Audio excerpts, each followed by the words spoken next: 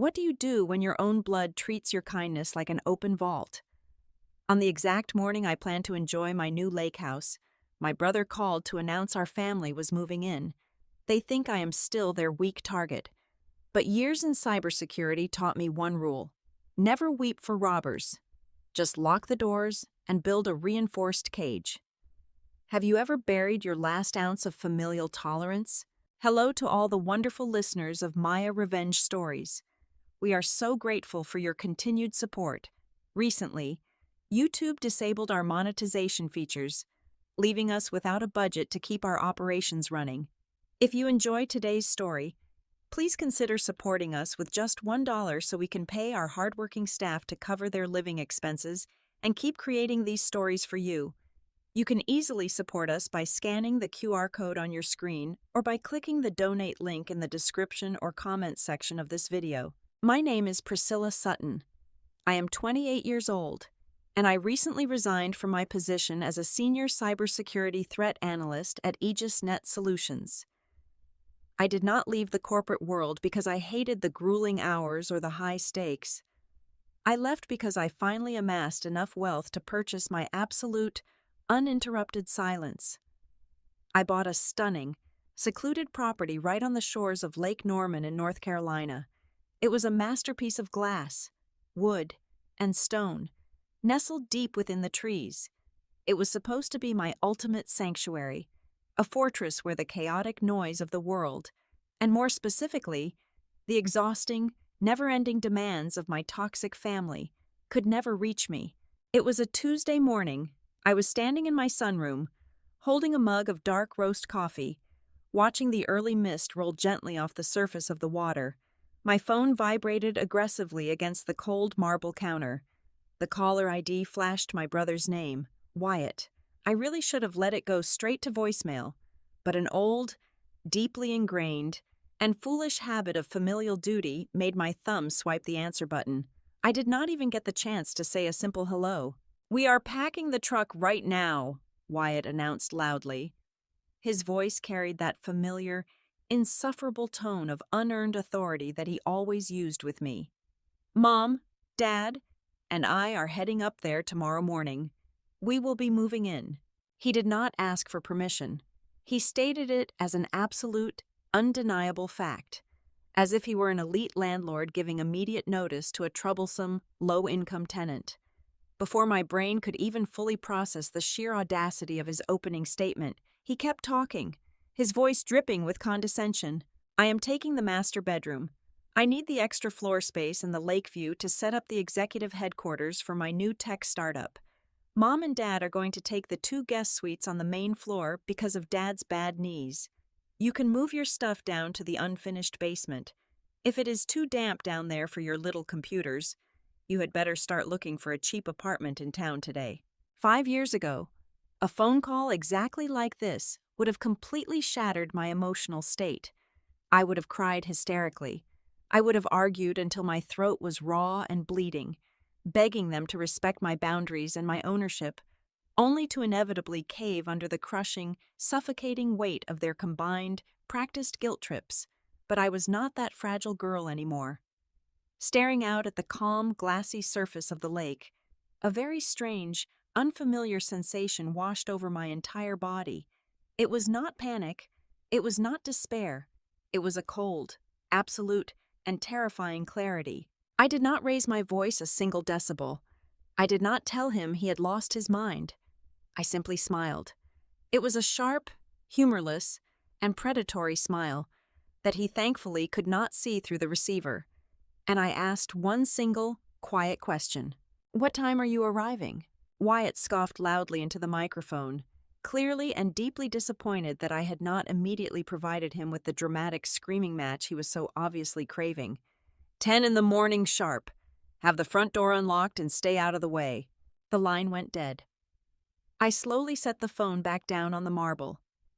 My entire life from childhood to adulthood had been a brutal masterclass in financial and emotional extortion. Arthur and Beatrice, my supposedly loving parents, had always treated my personal bank account as their own private, limitless emergency fund. Whenever Wyatt came up with another delusional, half-baked business venture that inevitably crashed and burned into bankruptcy, it was always placed squarely on my shoulders to bail him out. "He is your older brother, Priscilla," my mother would wail, tears streaming down her face. "We are family. Family always helps family no matter what." In reality, that phrase translated directly to me paying off his massive debts, while my parents continued their absurdly lavish spending habits. They leased luxury vehicles they absolutely could not afford and took extravagant vacations funded entirely by maxed-out credit cards. I was their personal automated teller machine, and they never even bothered to learn the security PIN code before making a withdrawal. But this specific situation was entirely different. Announcing a move into a house I legally owned, assigning themselves the best rooms, and attempting to banish me into a dark basement? That required a level of arrogance that bordered on severe clinical insanity. My mind, rigorously trained for years to detect anomalies, behavioral patterns, and digital threats at Aegis Net, immediately recognized a massive glowing red flag. Wyatt was incredibly arrogant, yes, but he was not stupid enough to drive a rented moving truck across state lines based purely on blind hope. They had to have some kind of solid leverage. A twisted, narcissistic sense of family entitlement was one thing, but his tone sounded exactly like they believed they had an ironclad, legal right to my property. They genuinely thought they had finally outsmarted me. They thought I was still the quiet, compliant little sister who would bend backward to their will just to keep the fragile family peace intact. I walked away from the beautiful, calming view of the lake and headed straight down the hallway into my private office. I sat down heavily in my ergonomic chair and flipped open my heavily encrypted laptop. The high-resolution screen glowed brightly, reflecting in my dark eyes as my fingers hovered perfectly over the mechanical keyboard. If my family wanted to play a dirty game of control, they were about to learn a very harsh, unforgiving lesson. You absolutely do not try to ambush a veteran cybersecurity expert in her own digital domain. I quickly initiated a highly secure, untraceable connection, completely bypassing the standard public internet gateways, and began a deep, systematic dive into the county property records and hidden financial databases. I was going to find out exactly what kind of pathetic trap they thought they had set for me, and then I was going to wire it to blow up right in their smug faces. The dual monitors of my workstation flickered to life, casting a harsh, pale blue light across my face. I bypassed the standard web browsers entirely, opting instead for a secure, encrypted terminal. My keystrokes were a rapid, rhythmic clatter echoing in the silent house. I started with the most logical point of entry for any real estate anomaly: the county clerk and recorder database. Usually, this public system was painfully slow, bogged down by outdated municipal servers. But I had written a custom script years ago that scraped and indexed these records faster than any human could search them. I typed in my property identification number and hit enter. Lines of raw data cascaded down the left screen.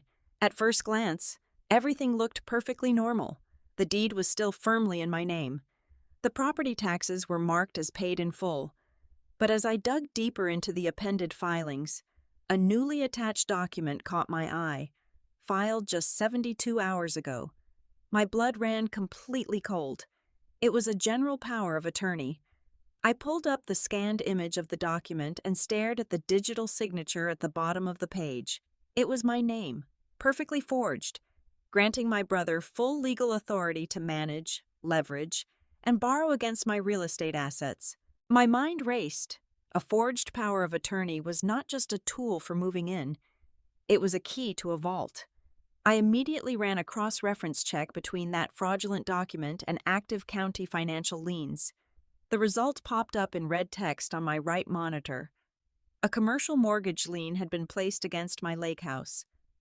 Wyatt had used my pristine, debt-free property as collateral to secure a massive, high-interest, short-term loan. I leaned closer to the screen, reading the exact amount out loud to the empty room: $250,000. The lender was a predatory private equity firm operating out of Delaware, and the money had been dispersed directly into the corporate account of a newly registered limited liability company called Neurocore Artificial Intelligence. I did a quick background sweep on Neurocore. It was a total ghost corporation. There was no website, no listed employees, and no actual product.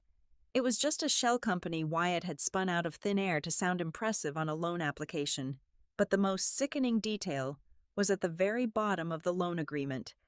Under the section for corporate guarantors, there were two additional signatures, Arthur and Beatrice. My parents had co-signed the fraudulent loan, making themselves fully complicit in the theft of $250,000. They were not moving in to build a startup. They were moving in because they had already cashed out the equity of my home and needed to occupy the property to maintain the illusion for the private lenders. But I knew my father. Arthur never did anything that involved that much risk, unless he was covering up a much darker secret. I needed to see their internal communications. 3 years ago, I had upgraded the wireless internet router at my parents' house because I knew they were prone to clicking on malicious phishing links. I had configured the firmware with a hidden, administrative backdoor so I could monitor their network security remotely. It was a gray area tactic, but in this exact moment, it was my greatest asset. I routed my connection through a proxy server in Switzerland and slipped quietly into their home network. I initiated a localized packet sniffer, intercepting the raw data flowing from my father's tablet to the router. Arthur was notoriously lazy with his digital security, constantly leaving his primary email account open and unencrypted. I filtered the incoming traffic for keywords: debt, payment, urgent, lake house. Within 5 minutes, I struck gold. I intercepted a chain of emails between my father and a man simply listed as Vinny. The contents of those emails made the fake artificial intelligence company look like child's play. Arthur was in deep. He had racked up catastrophic losses at an illegal sports betting ring in the city. The $250,000 was not for Wyatt's imaginary tech company at all. That money was meant to pay off the syndicate. But Arthur was not stopping there. The emails detailed a meticulously crafted plan to transform my unfinished, soundproofed basement into a high-stakes, underground casino. He was promising Vinny a secure, secluded location on the lake, far away from the jurisdiction of city police, complete with Texas Hold'em tables and a roulette wheel. He was planning to run an illegal gambling den under my roof to pay off his remaining debt. The sheer, breathtaking magnitude of their criminal conspiracy washed over me. Forgery, wire fraud, bank fraud, and organized illegal gambling. They had handed me a loaded gun, pointed the barrel directly at their own chests, and begged me to pull the trigger. I did not panic. I did not shed a single tear. I picked up my phone and made exactly 3 phone calls.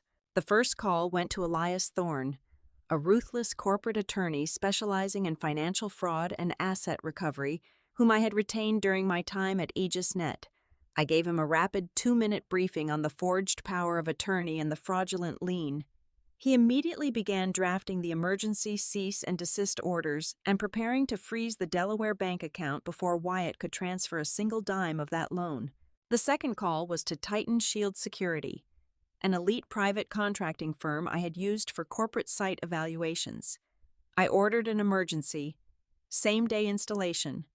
Within 2 hours, a discreet, unmarked van arrived at my property. A team of silent professionals wired the entire exterior of my home, the front porch, the driveway, and the garage with military-grade, high-definition hidden cameras and omnidirectional audio recording devices. Every square inch of the approach was now a broadcast studio. The final call was the most important. I dialed a direct extension I had memorized from my days cooperating with law enforcement on cyber threats. It connected me to Special Agent Vance at the State Bureau of Investigation, specifically the High-Tech Fraud Division.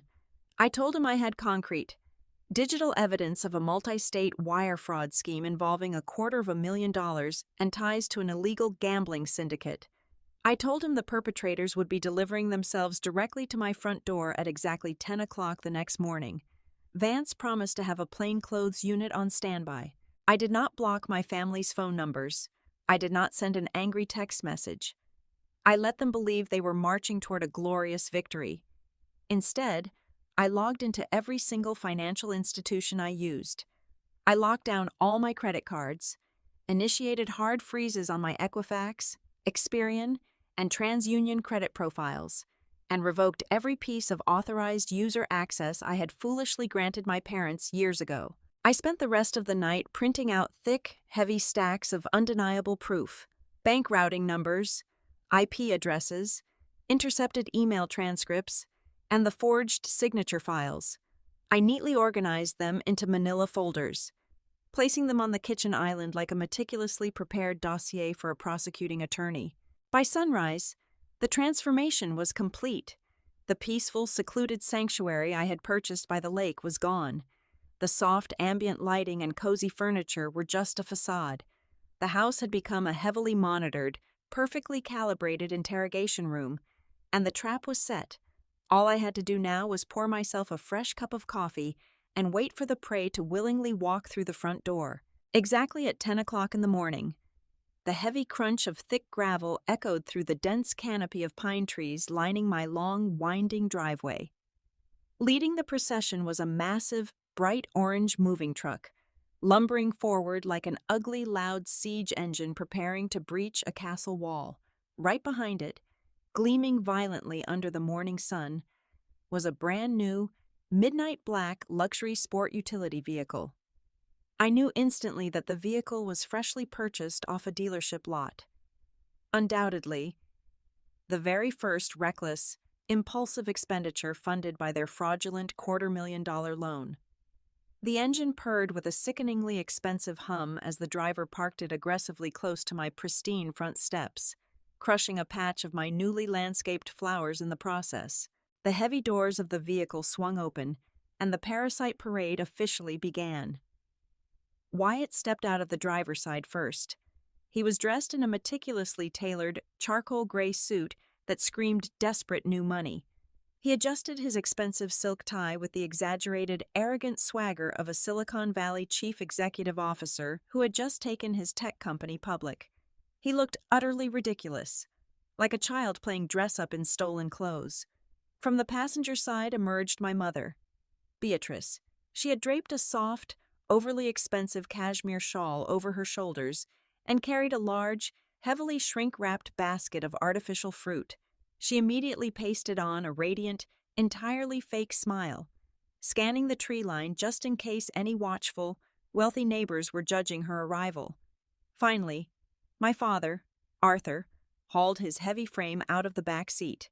He clamped an unlit, thick Cuban cigar between his teeth, hooked his thumbs confidently into his belt loops, and surveyed my stunning multi-million-dollar property with the greedy, entitled eyes of a conquering king inspecting his newly acquired territory. I stood perfectly still on the elevated cedar front porch. The morning air was crisp and completely silent except for the idling truck.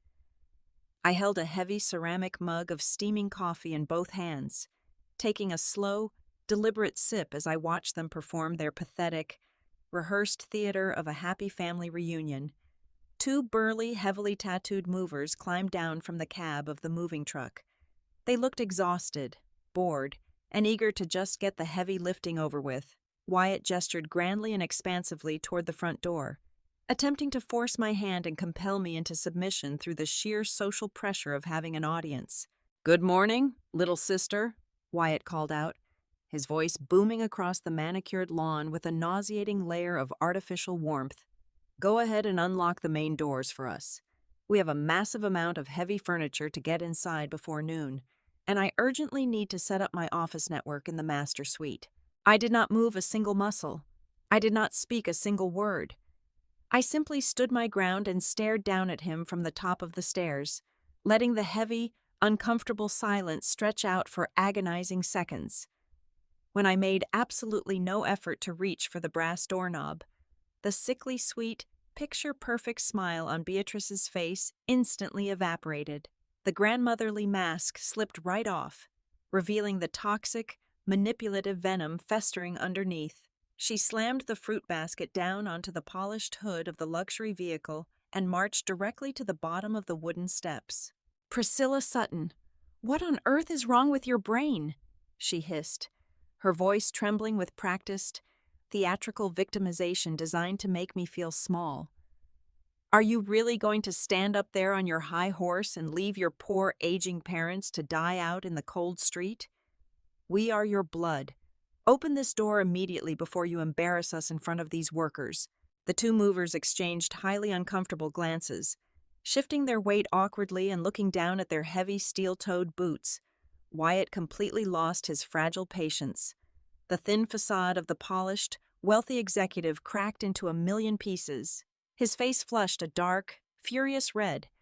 He stomped heavily up the first 3 wooden steps, aggressively tapping a thick brown leather briefcase tucked tightly under his left arm. I am absolutely done with these childish tantrums. Priscilla, he snapped, his voice dropping into a harsh, commanding register meant to terrify me. I have legally binding documents right here in this case that dictate I have total, unyielding authority over this entire property. You are going to let us inside this instant, or I swear to God, I will personally order these gentlemen to break the lock right off the front door. This is my house now. Do not make this any harder than it has to be. He was so deeply intoxicated by his own magnificent delusion of power that he entirely missed the tiny blinking red light of the high-definition security camera perfectly angled at his sweating face. I took a slow, deep, calming breath of the fresh air. I let a genuine, chilling smile spread across my face. I took one deliberate step backward, creating physical distance from the solid oak front door. With my free right hand, I reached deep into the pocket of my long cardigan and firmly pressed the remote control for the main garage. The massive, heavy automated doors began to rise with a low, steady mechanical hum. Wyatt stopped dead in his tracks and smirked, fully assuming I had finally surrendered to his dominance and was offering them the loading bay to begin unloading their stolen goods. But as the metal panels rolled upward and the bright morning sunlight flooded the dark interior of the garage, it became instantly, terrifyingly clear to everyone present that there was absolutely no room in there for moving boxes or furniture.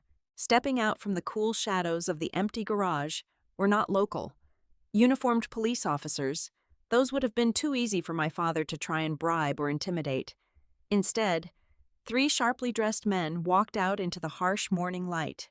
Leading them was Elias Thorne, my corporate attorney, wearing a bespoke navy suit and holding a sleek, black leather folio.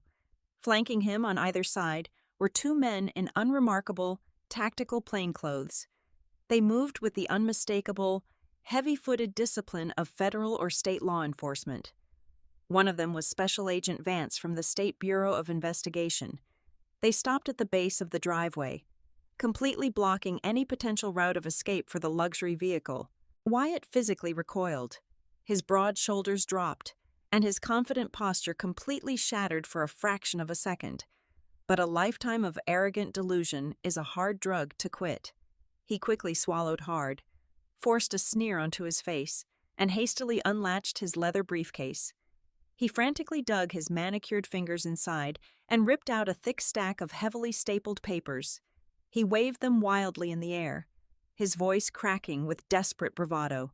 You think a couple of private security guards are going to scare me away from my own property? Wyatt shouted, his eyes darting frantically between Elias and the 2 silent agents. I have the legal documents right here. This is a notarized, binding power of attorney. We have a documented family agreement. She signed over all asset management rights to me. I am the legal conservator of this estate, and I demand that you step aside immediately. Elias Thorne did not even flinch. He calmly adjusted his silver-rimmed glasses, walked directly up the wooden steps, and snatched the papers right out of my brother's trembling hand. Elias barely glanced at the first page before a terrifyingly cold, mocking smile appeared on his face. He flipped to the very last page and pointed a long finger at the blue ink stamp at the bottom. This is quite a fascinating piece of fiction. Wyatt, Elias said, his voice smooth and deadly quiet. You see, a power of attorney is only as valid as the notary public who witnesses and stamps it. This particular seal belongs to a woman named Samantha Riley. Does that name sound familiar to you? It should.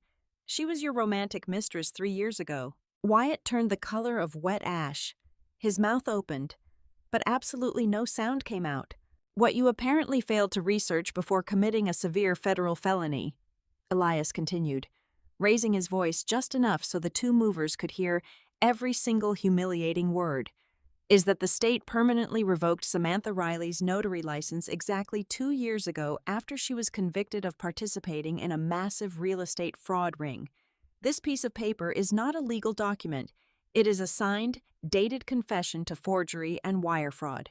The heavy silence that fell over the front yard was utterly deafening. The fake power of attorney drifted from Elias's hand, scattering across the wooden porch. That was the exact moment Arthur lost his mind. My father spat his unlit cigar into the dirt, his face turning a dangerous, mottled purple. The veneer of the wealthy patriarch instantly vanished, replaced by the violent, desperate gambler he truly was. He lunged forward, stomping his heavy boots onto the bottom step, violently pointing a thick, shaking finger directly at my face. "You ungrateful, selfish little brat!" Arthur roared, completely abandoning any pretense of legality. "You think you can outsmart us with a fancy lawyer? I put the food in your mouth. I paid for the clothes on your back. The only reason you have a brain to work those stupid computer jobs is because I raised you. Every single dollar you have belongs to this family. My blood, my sweat, and my money bought this house. You owe us this property." I did not raise my voice. I did not need to. I reached down to the small wrought iron patio table beside me, picked up the thick, heavy manila folder I had prepared the night before, and threw it with precision right at his chest. The folder hit him hard and burst open, spilling dozens of bank statements, tax returns, and corporate earnings reports all over the wooden stairs. "Read them, Arthur," I commanded, my voice slicing through the crisp morning air like a newly sharpened blade. "Read every single line. The down payment, the closing costs, and the property taxes were paid directly from the cash liquidation of my restricted stock units at AegisNet Solutions. There is not a solitary penny of your money in this property. You did not pay for my education. I took out student loans that you forced me to defer, so I could pay for your leased sports cars. You own absolutely nothing here. You are nothing but a trespasser standing on my land." Arthur stared down at the documents, his chest heaving, the absolute reality of his financial impotence finally crushing his ego. Seeing her husband thoroughly defeated and her golden child son frozen in abject terror, Beatrice deployed her final, most predictable weapon, the crocodile tears. She collapsed against the hood of the stolen luxury vehicle, dramatically burying her face in her hands. Loud, theatrical sobs echoed across the driveway. "How can you be so cruel and heartless?" Beatrice wailed, peeking through her fingers to see if the law enforcement officers were developing any sympathy for an elderly woman. "We are your family. We are just going through a temporary financial hardship. Wyatt just needs a small stepping stone to get his business off the ground. If you turn us away, you are completely destroying his future. You are killing your own brother's dreams over a silly misunderstanding about paperwork." "It is not a misunderstanding, Beatrice," I replied, my voice completely devoid of any human warmth. "It is a meticulously documented crime scene." Special Agent Vance stepped entirely out of the shadow of the tall pine trees, planting his feet firmly on the paved driveway. He did not look like a man who cared about temporary financial hardships or broken family dynamics. He looked like a man who spent his entire career dismantling organized crime rings, and he was staring directly at my brother with eyes like chipped ice. "Ma'am, you can stop the performance right now," Agent Vance said, his voice completely flat and devoid of any sympathy, cutting right through my mother's theatrical sobbing. "We are absolutely not here to mediate a civil property dispute or a misunderstanding between siblings. We are here to execute an active, ongoing criminal investigation into multiple felony counts of first-degree wire fraud, aggravated identity theft, and the submission of fraudulent financial applications across state lines." The fake tears vanished from Beatrice's face in an instant. Her mouth clamped shut, and she shrank back against the side of the newly purchased luxury vehicle, as if the metal could somehow protect her from federal prison. Agent Vance reached into the inner pocket of his dark jacket and pulled out a small black notebook. He flipped it open to a marked page. "Wyatt Sutton," he read aloud, his tone clinical and absolute. "We have successfully tracked a commercial loan application processed exactly 48 hours ago. The designated receiving account is a Delaware corporate registry ending in the numbers 4729, operating under the entity name Neurocore Artificial Intelligence. The approved disbursement total was exactly $250,000. Wyatt swallowed hard, his Adam's apple bobbing nervously in his throat. He tried to puff out his chest, desperately clinging to the very last shred of his fabricated billionaire persona. "You cannot touch that money," Wyatt stammered, pointing a shaking finger at the agent. "That capital was legally secured for my technology startup. It has already cleared the bank. The funds are resting safely in my corporate account, and you have absolutely no jurisdiction over legitimate business capital." "That is where you are completely wrong." "Wyatt," I interrupted, my voice echoing clearly across the silent yard. "You see, when you try to use the home of a cybersecurity threat analyst as collateral, you should probably assume she monitors her title deeds in real time. I called the fraud department of your predatory lending firm at exactly 6 o'clock this morning. I provided them with the undeniable proof of the forged notary stamp and the illegitimate signature. They panicked, as any financial institution would." Wyatt's arrogant sneer began to violently tremble. "They immediately initiated a hard freeze on your Delaware account before a single cent could be transferred." I continued, taking a slow step down the wooden stairs to ensure he heard every single syllable. "The account is completely locked down. The loan has been flagged for federal investigation. You do not have $250,000. Wyatt, you have $0. You are entirely broke." Wyatt looked like he had just been hit by a freight train. His legs practically gave out, and he had to lean heavily against the open driver's side door of the vehicle just to remain standing. His face drained of all color, turning a sickening shade of pale green. Arthur, sensing the catastrophic collapse of their primary financial lifeline, immediately tried to pivot and save his own skin. "This is all him," my father shouted, waving his thick arms aggressively in Wyatt's direction. "Beatrice and I had absolutely nothing to do with that stupid computer company. We just co-signed a piece of paper because he begged us to. We did not know he was stealing from you. Priscilla, we are completely innocent in this mess." I slowly reached into the pocket of my cardigan and pulled out my smartphone. I tapped the screen once, bringing up the digital audio file I had isolated from their home internet router the night before. I cranked the volume up to maximum and held the device out toward my father. "Let us talk about your innocence, Arthur," I said coldly, and I pressed play. My father's distinct, raspy voice boomed out of the small speaker, echoing horribly across the pristine driveway. "Listen to me, Vinny," the recorded voice of Arthur said confidently. "The new Lakeside Casino is going to be completely operational by this Saturday. The basement is totally soundproofed. We will have 2 Texas Hold'em tables and a professional roulette wheel imported from the city. It is fully secluded. No local police presence anywhere near the water. Tell the heavy hitters to bring cash. We are going to make a fortune, and I will have your money paid back in full by the end of the month." The recording clicked off. The silence that followed was so profound and heavy, it felt like the air itself had been sucked out of the space. Arthur stood absolutely paralyzed, his jaw hanging open, his cigar completely forgotten in the dirt. I had just played a crystal clear, completely undeniable confession of his intent to operate an illegal, organized gambling syndicate right in front of a senior investigator from the State Bureau of Investigation. Before Arthur could even attempt to formulate a pathetic excuse, the loud, grinding roar of a heavy diesel engine shattered the quiet morning. A massive yellow flatbed tow truck came reversing rapidly down the long gravel driveway, its bright amber lights flashing rhythmically against the trees. The tow truck driver hopped out of the cab, a thick clipboard in his hand. Completely ignoring the federal agents and the family drama, he walked straight past Wyatt, dropped a heavy metal hook to the ground, and quickly secured it to the front axle of the gleaming midnight black luxury vehicle. "Repossession order direct from the dealership's primary lender," the driver announced loudly to no one in particular, hitting a hydraulic lever on the side of his truck. "Fraudulent purchase. This asset is going straight back to the lot."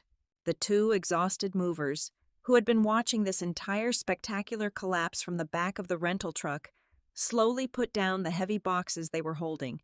They exchanged a look of pure comedic disbelief, realizing they were definitely not getting paid for this job.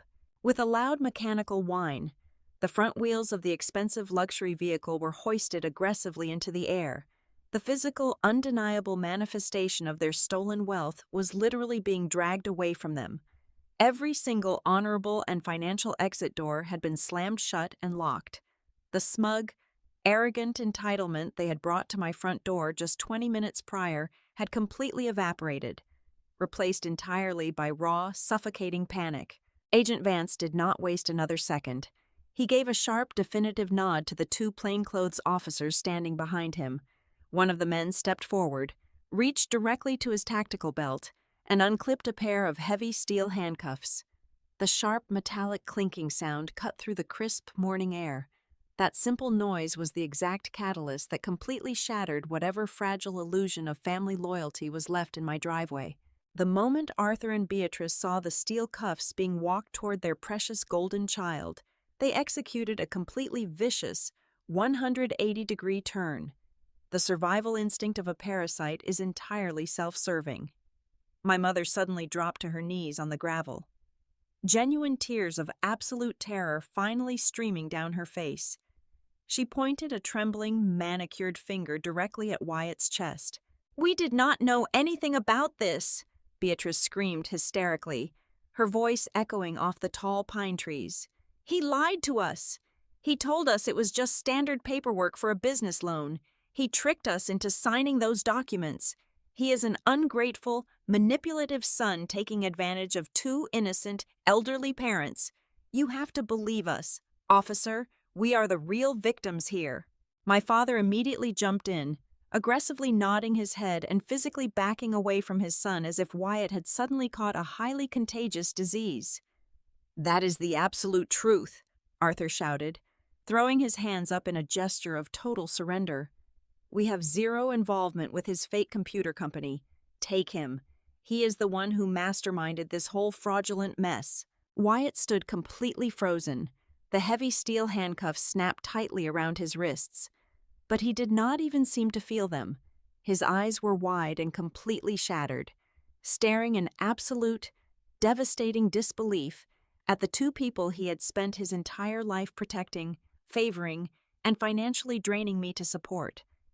In a fraction of a second, his own flesh and blood had brutally thrown him under the bus just to save their own skin. Something inside Wyatt's mind completely snapped. The betrayal was too deep, too absolute. His face contorted into a mask of pure, unadulterated hatred. If he was going down, he was going to drag them straight into the fiery depths with him. "You hypocritical, lying cowards," Wyatt roared, spitting the words with venomous fury, violently straining against the grip of the federal agent. "You want to talk about crimes? How about we talk to the state investigators about Arthur's 15 years of systematic tax evasion? Tell them about the offshore shell accounts you used to hide your income from the Internal Revenue Service. And Mom, why do you not tell the nice federal agents about the $40,000 you quietly embezzled from the church community fund last winter to pay off your luxury credit card debt?" A vicious, tearful, and incredibly loud screaming match erupted right there on the gravel. They tore into each other with the practiced cruelty of people who knew exactly where to bury the knife. They screamed about hidden debts, stolen money, and decades of bitter, toxic resentment. I stood on the elevated wooden porch and watched them physically and verbally tear each other apart. My eyes were completely empty of any sympathy or sorrow. The absolute climax of this story was not me actively punishing them. The true, beautiful catharsis was simply stepping aside and letting their own rotten, greedy nature finally destroy them from the inside out. I had built the cage, but they had gleefully locked themselves inside and swallowed the key. Agent Vance sighed heavily, clearly disgusted by the pathetic display. He motioned to his men, and they forcefully marched Wyatt, Arthur, and Beatrice toward the unmarked federal vehicles parked at the end of the driveway. Their furious screaming faded as the heavy car doors slammed shut one by one. The two exhausted movers did not say a single word. They simply climbed back into the cab of the massive orange rental truck, put the vehicle into reverse, and quietly drove away. Within 10 minutes, the driveway was entirely empty. The pristine front yard returned to absolute, perfect silence, as if the chaotic nightmare had never even happened. Several months later, the legal fallout was spectacular. My family was hopelessly entangled in a web of federal indictments, criminal trials, and bitter civil lawsuits, actively suing each other for fraud and defamation. I, on the other hand, was sitting on my private wooden balcony, holding a warm mug of coffee, looking out at the perfectly calm, flat surface of the lake. The morning sun sparkled beautifully on the water. I took a deep, unrestricted breath of the fresh pine air. I realized then that sometimes the greatest, most satisfying revenge is not about inflicting pain on someone else. It is simply about taking out the toxic trash, sweeping the floors clean, and making room for your own absolute, undeniable peace. Thank you so much to all our wonderful listeners for staying with me and listening to my story today. I would love to know where you are tuning in from, so please let me know in the comments below. If you found today's story entertaining and satisfying, please consider helping our channel with a contribution of just $1. You can easily do this by scanning the donation QR code on your screen or by using the donation link provided in the description and comment section. Your generous support is the only way we can pay our dedicated staff, help them feed their families, and allow us to continue creating these incredible stories for you. Thank you again, and have a wonderful day.